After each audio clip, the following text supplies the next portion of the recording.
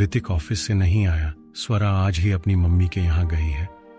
रूही सो रही है और अक्षत अपने कमरे में है। ये सुनकर युवान के चेहरे पर स्माइल आ जाती है। युवान सीढ़ियों से दौड़ते हुए अक्षत के कमरे की ओर जाता है। उसे ऐसे खुश होते देख कविता के तन बदन पर आग लग रही थी।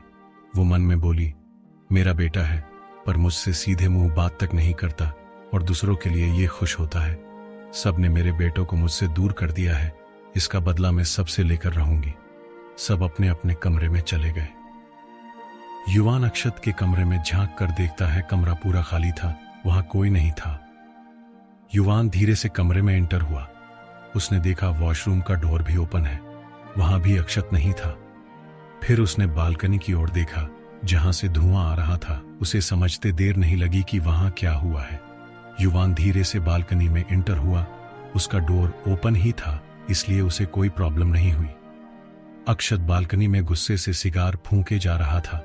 उसके मन में अनायरा की कई बातें चल रही थी जो उसका गुस्सा बढ़ा रही थी। तभी उसे एहसास हुआ कि कोई उसके पीछे है। उसने बिना पीछे मुड़े कहा, आ गया तू, कैसा है?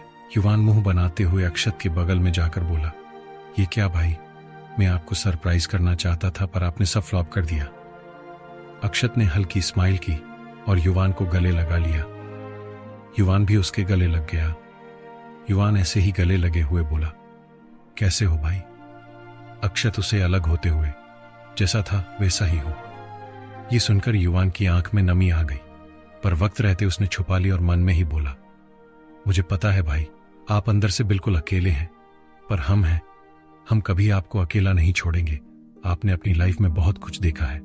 अक्षत ने देखा युवान किसी गहरी सोच में है तो उसने कहा, क्या चल है तुम्हारे दिमाग में? युवान कुछ सोचकर, वो भाई दादाजी को आपसे कुछ काम था। ये सुनकर अक्षत ने सीधे युवान की ओर देखा। दादाजी एक ऐसे इंसान थे जिसको अक्षत को हर वक्त उसकी फिक्र रहती थी। वो अपने दादाजी से बहुत ज्यादा प्यार करता था। उसे एक खरोच भी वो बर्दाश्त नहीं कर पाता था। अक्षत, क्या वो ठीक तो है? युवान, रिलैक्स भाई, वो ठीक है। आप तो जानते हो ना उसको, आपकी शादी की हर वक्त फिक्र रहती है, वो आपसे मिलना चाहते हैं। अक्षत वहां से चला गया। युवान उसको जाते हुए देखकर बोला, मैं चाहता हूं आपकी लाइफ में भी कोई आए जो आपके जख्म पर मरहम लगाए और आपको प्यार पर फिर से विश्वास दिलाए। वो भी नेहा से मिलने के लिए चला गया।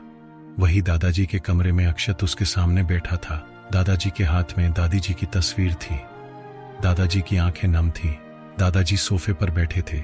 जब अक्षत ने दादाजी की आंखें नम देखी तो वो दादाजी के पास घुटनों के बल बैठ गया।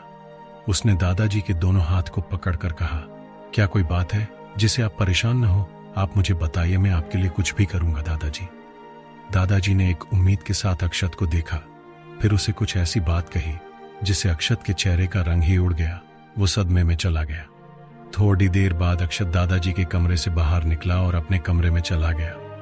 कमरे के अंदर आते ही अक्षत के चेहरे पर गुस्से की सीमा पार हो गई।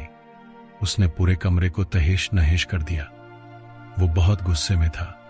वो बालकनी में गया और सिगरेट के लंबे कस लेने लगा। एक हाथ में वाइन का ग्लास था। उसकी आंखें गुस्से से लाल थीं। उसने कस लेते हुए कहा, अब मेरे पास कोई ऑप्शन नहीं है। Ready to play miss Goyal. Next morning Akshat अपनी ऑफिस में फाइल को देख रहा था। तभी उसका असिस्टेंट समीर हड़बड़ाते हुए अंदर आया और गहरी सांसें लेते हुए बोला, बॉस, एक गड़बड़ हो गई है। हमारे कुछ करने से पहले किसी ने सब कुछ कर दिया। आप न्यूज देखिए। समीर की बात सुनकर अक्षत को समझ आ गया कि वो किसकी बात कर रहा है। उसने बिना किसी एक्सप्रेशन से देखा। समीर ने केबिन में लगी टीवी को ऑन किया और उसमें न्यूज चलने लगी, जिसमें दिखाया जा रहा था कि एकाएक गोयल एंटरप्राइज के शेयर की वैल्यू गिरने लगी। ऑफिस में अफरा तफरी मची हुई थी। ये देखकर अक्षत के चेहरे पर कोई भाव नहीं आया। उसने समीर से कहा, अच्छा हुआ मेरे कुछ करने से पहले किसी ने मेरी हेल्प कर दी। फिर वो वापस अपने काम में लग गया। अक्षत को इतना रिलैक्स देख समीर एक पल के लिए हैरान रह गया कि इस आदमी को कोई फर्क नहीं पड़ा। भले ही मिस गोयल उसकी राइवल नहीं थी, पर कम से कम वो उसको ऐसे थोड़ी देख सकता था। पर वो कर भी क्या सकता था। वही गोयल एंटरप्राइज में अनायरा का गुस्सा तूफान मेल में बदल गया। अब तक ऑफिस के 20 एम्प्लॉय को ब्लैकलिस्ट कर दिया था। अनायरा और मयंक को शेयर होल्डर के कॉल पर कॉल्स आ रहे थे। सब अपने शेयर वापस मांग रहे थे। अनायरा परेशान हो गई थी कि ये सब किसका किया धरा है, पर रह रहकर उसके दिमाग में सिर्फ एक ही नाम आ रहा था कि उसके सिवा ये सब कोई नहीं कर सकता। अनायरा अपने केबिन में चेयर पर सर पकड़कर बैठी हुई थी। तभी वहां मयंक घबराते हुए आया। मयंक ने अनायरा को ऐसे परेशान देखा तो उसे उसकी फिक्र भी होने लगी। मयंक पिछले 2 साल से अनायरा के साथ काम कर रहा था। अनायरा गुस्सा करती थी, पर उसका दिल साफ था। मयंक मिडिल क्लास फैमिली से था और उसके पापा की तबीयत खराब रहती थी। घर की सारी जिम्मेदारी मयंक के कंधे पर थी और ये बात जब अनायरा को पता चली तो उसने उसके पापा के इलाज का सारा खर्च खुद ने उठाया, जिससे मयंक के दिल में अनायरा के लिए और भी ज्यादा रिस्पेक्ट बढ़ गई। वो हर हाल में अनायरा का साथ देता था। अनायरा उस पर गुस्सा होती तब भी उससे सही सलाह देता था। इसलिए आज अनायरा को इतना परेशान देखकर मयंक को अच्छा नहीं लग रहा था।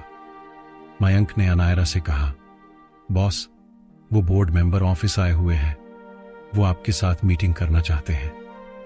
ये सुनकर अनायरा को समझ आ गया कि वो लोग किस लिए आए होंगे। अनायरा चेयर से खड़ी हुई और मयंक से कहा, हमें जितने न्यू प्रोजेक्ट मिले थे उसकी सारी डिटेल्स लेकर कॉन्फ्रेंस रूम में आओ। मयंक समझ गया कि अनायरा क्या करना चाहती है। उसने अपना सर हाँ में हिलाया और सीधे बाहर निकल गया। अनायरा सीधे कॉन्फ्रेंस रूम में गई, जहां करीब 5 आदमी बैठे थे, जिसमें एक ही यंग लड़का था। बाकी सब बड़ी उम्र के आदमी थे। वो सब के सब बिजनेसमैन थे। अनायरा के चेहरे पर कोई भाव नहीं थे। अनायरा को देखकर सब खड़े हो गए और उसे ग्रिट किया। अनायरा ने सबको बैठने का इशारा किया। सब बैठ गए। वहां का माहौल काफी सीरियस था। अनायरा ने मीटिंग की शुरुआत करते हुए कहा, मैं जानती हूं आप लोगों ने इतनी अर्जेंट मीटिंग क्यों बुलाई, पर मैं आपकी परेशानी समझ सकती हूं। आई होप कि आप मुझ पर विश्वास रखेंगे। तभी उसमें से एक आदमी बोला, मिस गोयल, आपको लगता है कि आप इतने बड़े लॉस की भरपाई कर पाएगी? अगर ऐसा ही रहा तो ये कंपनी बेनक्रप्ट हो जाएगी। अनायरा ने कोल्ड वॉइस में उस आदमी से कहा, मिस्टर शाह, मुझे पता है सबको यही परेशानी है, पर क्या आप लोग मुझे नहीं जानते कि मैं कैसे काम करती हूं? मुझे यकीन है वापस ये कंपनी फिर से टॉप पर आएगी और हमारे पास काफी सारे न्यू प्रोजेक्ट भी आए हैं, जिससे हम लॉस को कवर कर सकते हैं और उस प्रोजेक्ट से कंपनी फिर से टॉप पर आ जाएगी। तभी एक शेयर होल्डर ने कहा, इस पर कैसे भरोसा करें कि क्लाइंट फिर से काम करना चाहेगा, क्योंकि सबको पता चल गया है कि कंपनी के शेयर गिर चुके हैं। ऐसे में क्या कोई प्रोजेक्ट कंटिन्यू कर पाएगा? अनायरा को यह सवाल काफी खल गया, क्योंकि ये सच था कि क्या भरोसा कि ये सब न्यूज देखकर उसके क्लाइंट उसके साथ आगे भी काम करना चाहेंगे। तभी मयंक कॉन्फ्रेंस के बीच में अनायरा के पास आया। उसके चेहरे पर परेशानी साफ दिख रही थी। अनायरा को समझते देर नहीं लगी कि जरूर कोई गड़बड़ हुई है। मयंक ने अनायरा के कान के पास जाकर धीरे से कहा, बॉस, हमारे जितने भी क्लाइंट थे वो आपके साथ कॉन्ट्रैक्ट कैंसिल करना चाहते हैं। सब काफी देर से कॉल कर रहे हैं। ये सुनकर अनायरा के चेहरे पर परेशानी की लकीरें आ गई। वहीं पास में बैठे सब लोग दोनों को ही देख रहे थे। To be continue.